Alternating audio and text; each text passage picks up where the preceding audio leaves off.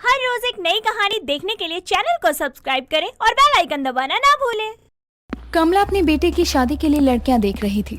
उसने बहुत सी लड़कियों को अपने बेटे के लिए देखा, लेकिन उसे कोई भी लड़की अपने बेटे के लिए पसंद नहीं आई। यूं ही कुछ दिन लड़कियां देखने के बाद उसे कोई भी लड़की पसंद नहीं आती। ऐसे ही एक दिन कमला मंदिर जाती है और वहाँ बैठे पंडित जी से कहती है, पंडित जी, कोई लड़की हो तो बताओ ना मेरे बेटे के लिए। क्या कहा? लड़की? कैसी लड़की चाहिए आपको अपने बेटे के लिए? एक सुंदर, सुशील, संस्कारी लड़की हो, बस फिर तो मेरी जिंदगी सफल हो जाएगी। बहन जी, आज के जमाने में ऐसी लड़की मिलना थोड़ा सा मुश्किल हो गया है, लेकिन इसमें से थोड़े कम गुण वाली लड़की जरूर मिल जाएगी अगर आप कहो तो। ठीक है पंडित जी, आप देख लीजिए, अगर कोई लड़की हो तो आपकी नजर में जरूर बताना मुझे।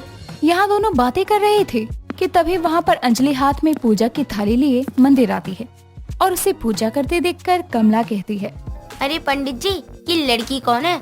आज से पहले तो मैंने इसे यहाँ कभी नहीं देखा। कितनी सुंदर है और देखने में तो संस्कारी भी लग रही है। कौन ये लड़की? इसका नाम अंजलि है। ये रोज सुबह यहाँ मंदिर में पूजा करने आती है और इसके घर वाले कुछ दिन पहले ही शहर में आकर बसे हैं। अच्छा, ऐसा है क्या? तो आप इसके घर वालों से ही बात करके देखो ना पंडित जी। मुझे तो ये लड़की बहुत पसंद आई। मेरे बेटे के साथ इसकी जोड़ी कितनी अच्छी लगेगी। अच्छा ठीक है कमला बहन, मैं एक बार इसके घर वालों से शादी की बात करके देखता हूँ और आपको बताता हूँ। ठीक है पंडित जी, मैं कल सुबह फिर आऊंगी यहाँ और आप मुझे बता देना क्या जवाब है। इतना कहकर अब कमला वहाँ से चली जाती है और बेसब्री से अंजलि के परिवार का जवाब आने का इंतजार करती है। यूं ही शाम हो जाती है। शाम को कमला का बेटा राजू घर आता है और उसे देखकर कमला बहुत खुश होती है और ये देखकर राजू कहता है, क्या बात है मम्मी, आज तो आप बहुत खुश लग रही हो। क्या करूँ बेटा, खुश होने की ही बात है तो खुश ही रहूंगी ना। ऐसी क्या बात है जिससे आप इतनी ज्यादा खुश हो? मुझे भी बताओ, मैं भी थोड़ा खुश हो जाऊं। बेटा, आज सुबह ना मैं मंदिर गई थी, जहाँ मुझे एक लड़की दिखी जो कि मुझे बहुत पसंद आई और मैंने ठान लिया अब शादी होगी तो बस उससे ही। अरे माँ, अब ये क्या कह रही हो? अब आपने इस उम्र में ये शौक कहाँ से पाल लिया? अब आपको शादी करनी है, वो भी एक लड़की से। अरे नालायक, ये क्या बके जा रहा है?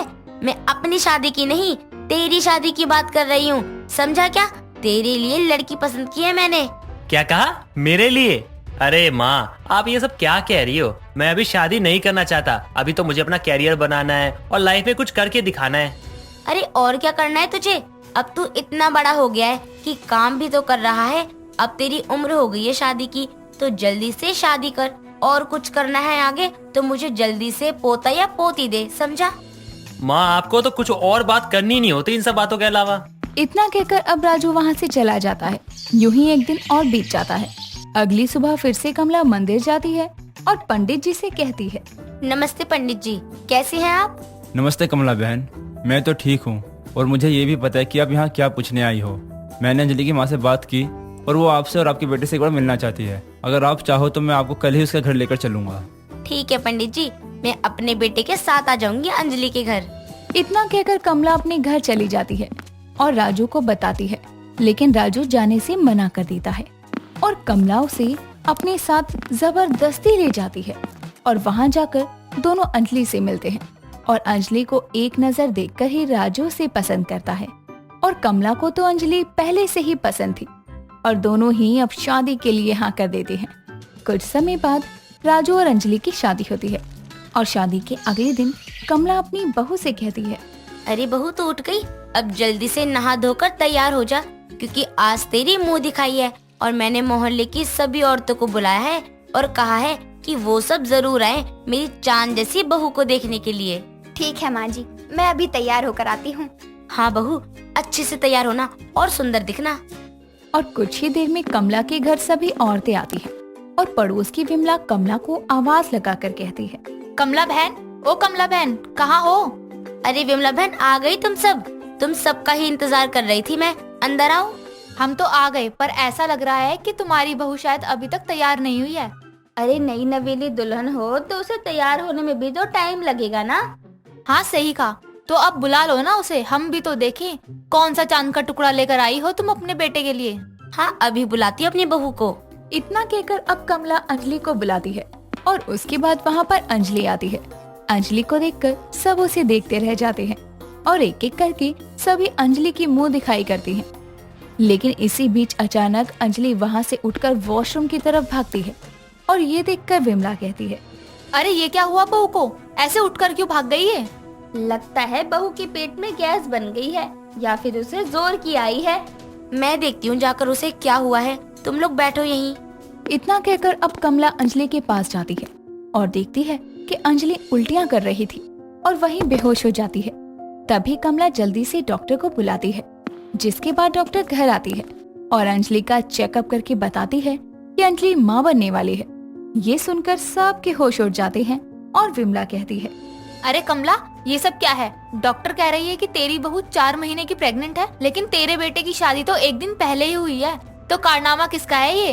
अरे इतनी जल्दी तो मैं भी माँ नहीं बनी थी जितनी जल्दी तेरी बहू माँ बन गई। अरे कमला, मुझे तो लगता है कि तेरी बहू ने तुझे और तेरे बेटे को धोखा दिया है। ये शादी से पहले से ही माँ बनने वाली होगी और इस पाप को छुपाने के लिए उसने तेरे बेटे से शादी कर ली होगी। तुम सब जाओ यहाँ से, मैं खुद पता कर लूंगी जो भी बात होगी। ये मेरे घर का मामला है। अजी अब कौन से घर का मामला, अब तो ये सब हमें पता चल ही गया है। अब क्या छुपाना या क्या अकेले में कहना। तुम सब जाती हो या नहीं यहाँ से? अरे चलो चलो यहाँ से, खुद की बहू में खोट है। शादी से पहले प्रेग्नेंट हुई इसकी बहू और अकड़ भी है, हमें दिखा रही है। इतना कहकर अब वहाँ से सभी औरतें चली जाती हैं और उनके जाने के बाद कमला अंजलि से सवाल करती है तो अंजलि कहती है, माँ जी, मुझे नहीं पता था कि मैं माँ बनने वाली हूँ। अगर मुझे पता होता कि ऐसा कुछ होने वाला है तो मैं कभी शादी ही नहीं करती। ये सब छोड़, ये बता कि किसका पाप लेकर घूम रही है तू अपने पेट में? कौन है इसका बाप? माँ जी, ये मेरे एक्स का बच्चा है, लेकिन उसने मुझे धोखा दिया और वो मुझे छोड़कर चला गया। अब अंजलि अपनी सास को सारी सच्चाई बताती है, क्योंकि उसके पास अब कोई चारा भी नहीं बचा था।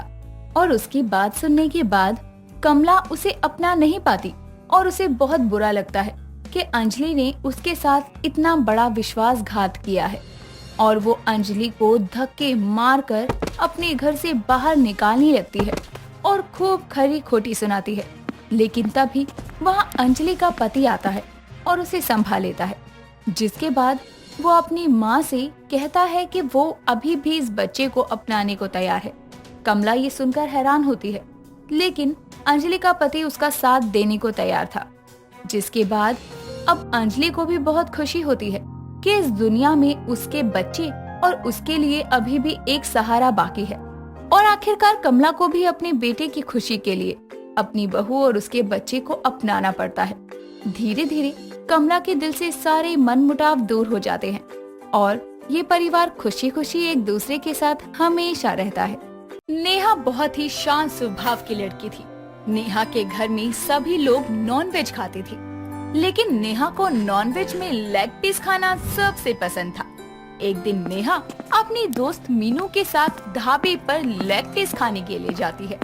उसी ढाबे पर एक विवेक नाम का लड़का आता है और उस लड़के को देखकर मीनू नेहा से कहती है, नेहा वो देख, कितना स्मार्ट लड़का ढाबे में आ रहा है। हाँ यार, कितना हैंडसम है। चल ना, जाकर बात करते हैं। नहीं ना, पहले तू अपना मनपसंद लेग पीस खा ले, फिर बात करने चली जाइयो। चल ना यार, कितना स्मार्ट लग रहा है वो लड़का। स्मार्ट तुझे लग रहा है तो तू ही जा। एक बार बस बात करने चल ले, फिर तू जो बोलेगी ना मैं वो कर लूंगी, वही खा लूंगी। यार मुझे भूख लग रही है, इसलिए मैं नहीं जा रही, तू ही जा। क्या यार, अब चल भी ले। ठीक है, लेकिन उससे तू ही बात शुरू करेगी। वहाँ जाकर ये मत बोलियो कि तू बात कर। ठीक है यार, चल तो सही। दोनों उस लड़के के पास पहुंचती हैं, जहां पर नेहा उससे कहती है, हेलो, मेरा नाम नेहा है और ये मेरी दोस्त मीनू है। क्या हम आपके साथ बैठकर लंच कर सकते हैं? हाँ बिल्कुल, आप बैठ सकते हो। वैसे मेरा नाम विवेक है। अब कुछ खाने के लिए भी मंगवा ले।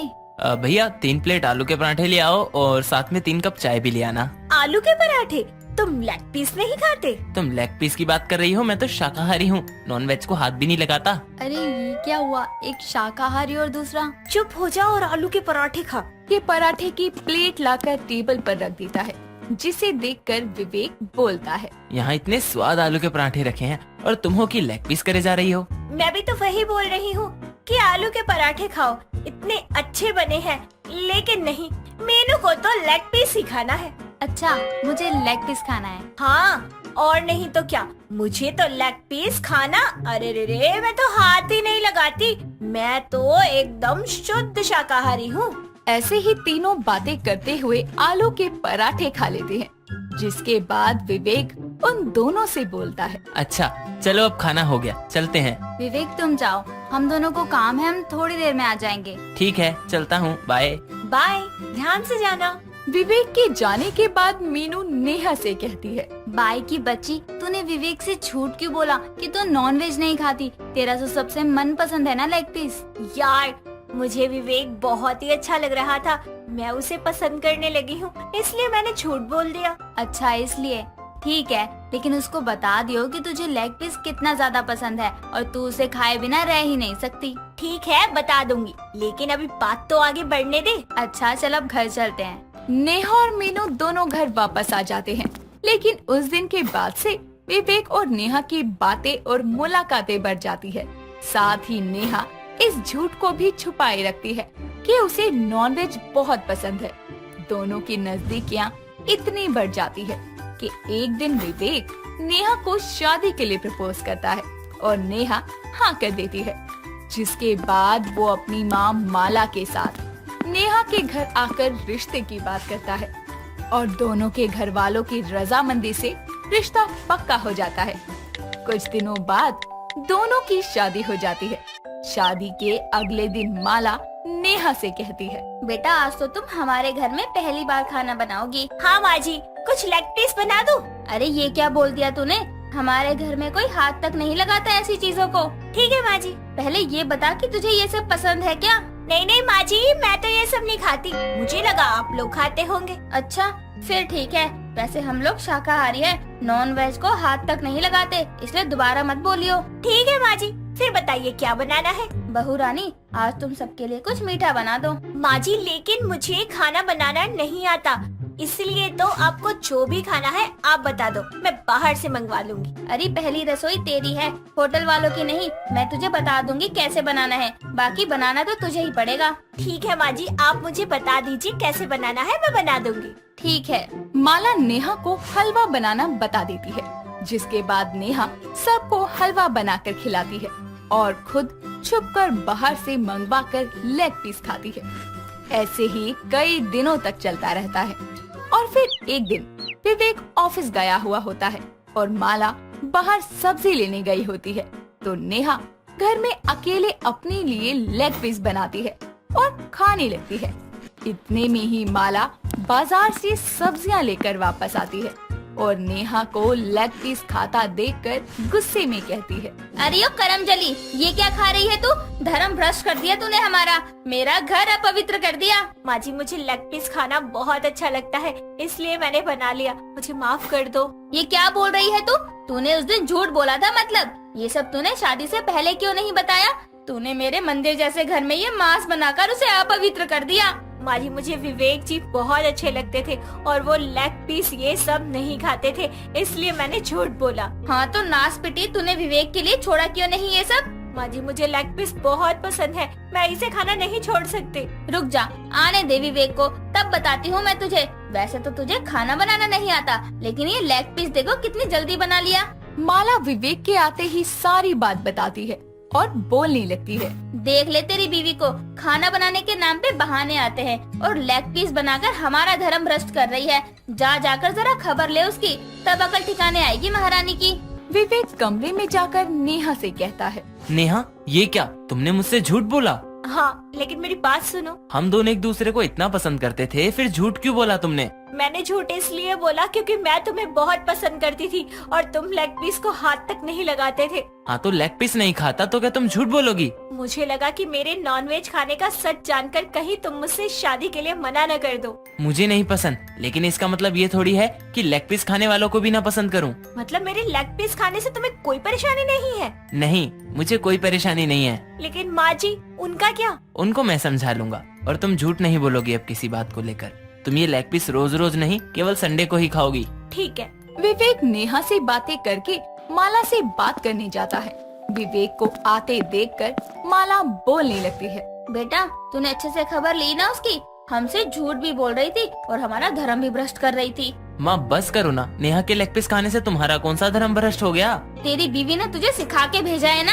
नहीं माँ, मैं तो बस यही बोल रहा हूँ कि हफ्ते में एक दिन उसका मनपसंद लेग पीस खा लेगी तो तुम्हारा कौन सा धर्म भ्रष्ट होगा? तू मुझे मत सिखा, जिसको सिखाना चाहिए था उसी से तो सीख कर आ गया और अपनी माँ को ही बोल रहा है।